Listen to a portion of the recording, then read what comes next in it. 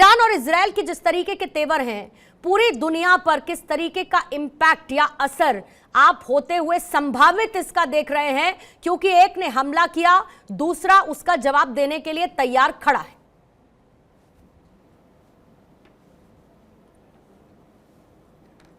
आपका क्वेश्चन मेरे से है? जी सर। Thank you. इस कॉन्फ्लिक्ट का असर दुनिया में काफ़ी भीषण पड़ सकता है, ऑलरेडी पड़ रहा है, पर ये जैसे आप भी कह रही थी अभी पहले, ये कॉन्फ्लिक्ट स्पाइरल अप होता जा रहा है। और जो दिखता है एक पड़ाव इसका जाके होगा जब इजराइल ईरान के न्यूक्लियर किसी फैसिलिटी या स्टोरेज पर अटैक करेगा, और उसके रिटेलिएशन में ईरान फिर क्या कर पाता है, that will be to be seen. But एक पड़ाव इस स्पाइरल का जो भी ये जा रहा है उस सिचुएशन पे जा रहा है। इजराइल ने प्रॉमिस किया हुआ है, ठाना हुआ है कि ये गाजा वॉर से पहले की बात है कि मैं ईरान का न्यूक्लियर प्रोग्राम कभी नहीं बनने दूंगा, क्योंकि वो तो फिर इनकी एक बहुत ही बड़ी थ्रेट हो जाएगी। उसके लिए इजराइल तैयारी में भी था, और जब वक्त ये आ रहा है, पिछले साल भर से हो रहा है कि ईरान काफ़ी एडवांस कर चुका है, हो सकता है कुछ मात्र हफ्तों में वो एक वेपन बना ले अगर बनाना चाहे। ईरान उस केबिलिटी को रोकना चाहता है, one. And secondly, sorry, Israel का चाहता है। एंड सेकेंडली, इजराइल ये भी चाहता है कि ईरान में रेजीम चेंज हो, क्योंकि देखिए ईरान को कितना ये अटैक करके बर्बाद कर लेंगे, पर ईरान फिर जाएगा। ईरान को तो ये कहते हैं ऑक्टोपस है, हूती हो गए, हिजबुल्ला हो गए, ये तो ऑक्टोपस के भुजाएं हैं, लिम्स हैं, पर हेड तो ऑक्टोपस का ईरान है ना। तो ईरान की लीडरशिप जब बदलेगी तब इजराइल को लगता है कि उनको बैलेंस पीस मिलेगा उसके लिए, और वो regime change by the way America भी चाहता है। तो न्यूक्लियर फैसिलिटीज पे अटैक, एंड डेफिनेटली हो भी सकता है कि इरानियन लीडर्स के ऊपर अटैक, और इस सारे माहौल में प्रयास ये होंगे कि ईरान अनस्टेबल हो और वहां पर एक दूसरी रजीम आए। शायद एक्सपेक्टेड है कि बड़े सारे लोग हैं ईरान के अंदर भी जो इस रजीम को नहीं चाहते, कितनी तादाद में कह नहीं सकते, पर कुछ हैं शायद, डेफिनेटली कुछ तो हैं ही। बलूचिस्तान इधर चल रहा है, कुर्द उधर हैं।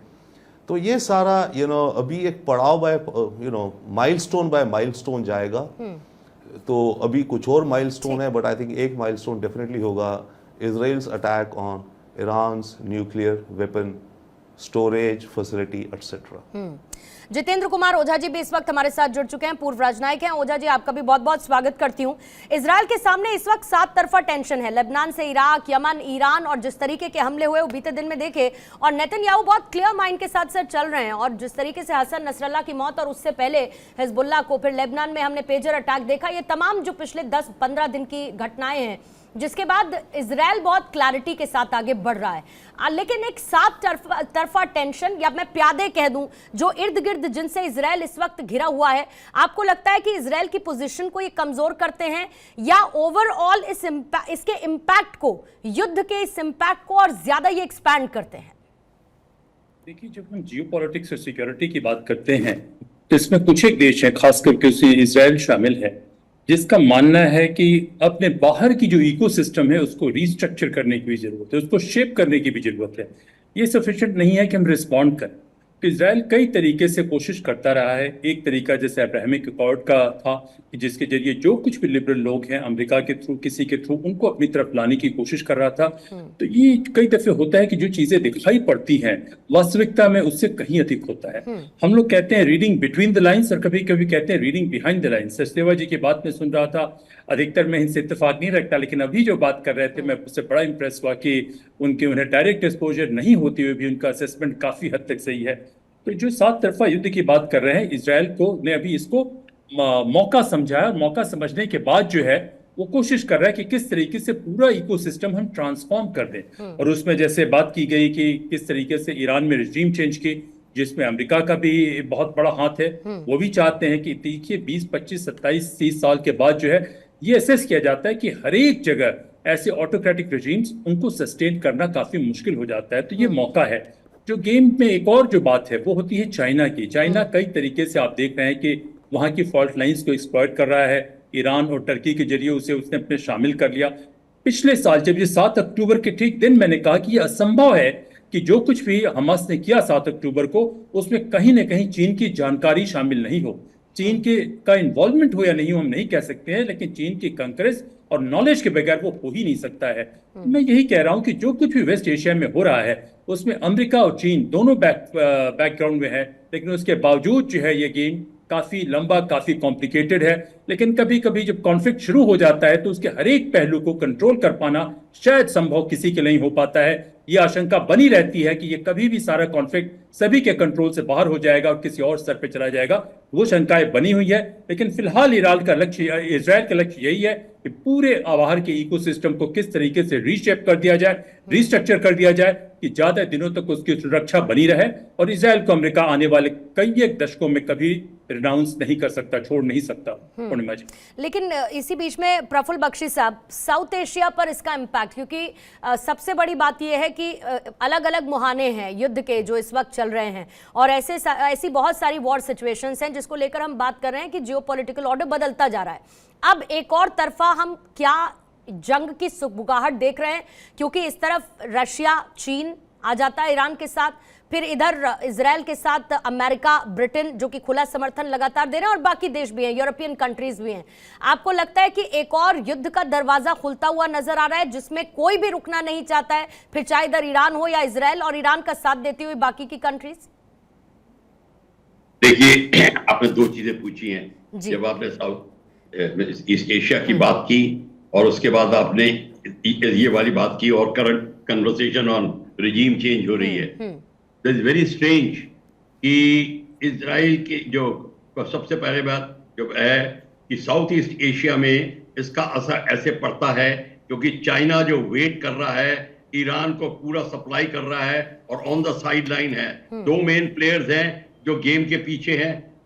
अमेरिका तो भाग ले रहा है, चाइना सिर्फ सप्लाई कर रहा है, पर चाइना का अपना अभी एक नजर साउथ चाइना सी में पड़ी हुई है। वो चाहता, उसको पता है कि ये सारा कुछ खत्म भी होगा तो बैक टू कॉर्ड वो पहुंच जाएंगे।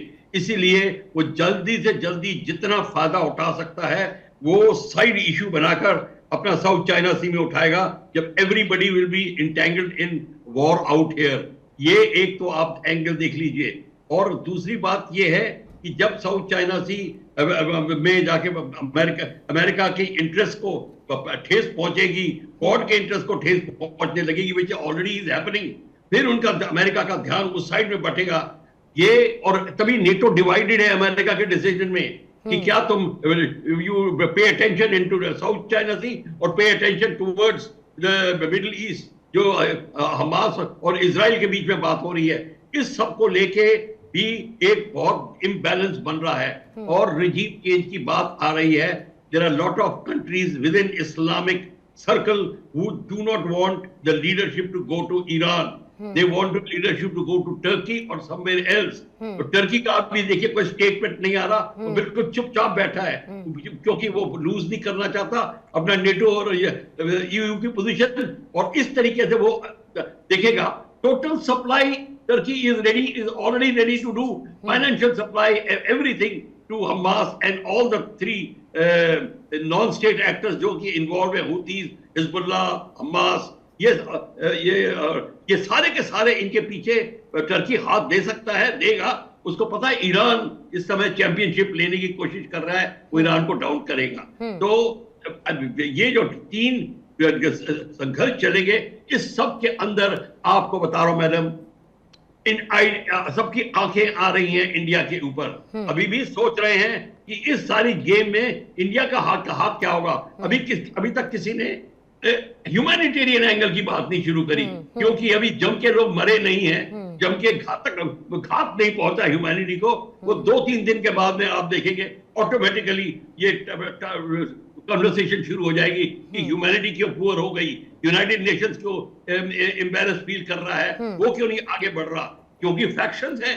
इवन नेटो में फैक्शंस है, यूनाइटेड नेशंस हेल्पलेस है, कुछ नहीं कर सकता। यहां तक कि ह्यूमैनिटेरियन ऑर्गेनाइजेशंस नहीं बोल पा रही हैं कि क्या किया जाए। इसके लिए सब कुछ इन countries, those who are not involved directly or those who can afford कि पीस लाई जा सके, वो they must work towards including India, India की लीडरशिप, जैसे इंडिया को लीडरशिप मिल रही है साउथ चाइना सी में, वैसे ही इंडिया को लीडरशिप इस ह्यूमैनिटेरियन एंगल से मिलनी चाहिए, वो लेनी चाहिए। इंडिया को सजेस्ट करना चाहिए कि किस तरीके से आप इस लड़ाई को सिमर डाउन करें। हम वेटिंग कर रहे हैं, everybody is waiting for the match to begin. ये सारी की सारी जो है ये टेंडेंसी इज वेरी हार्मफुल।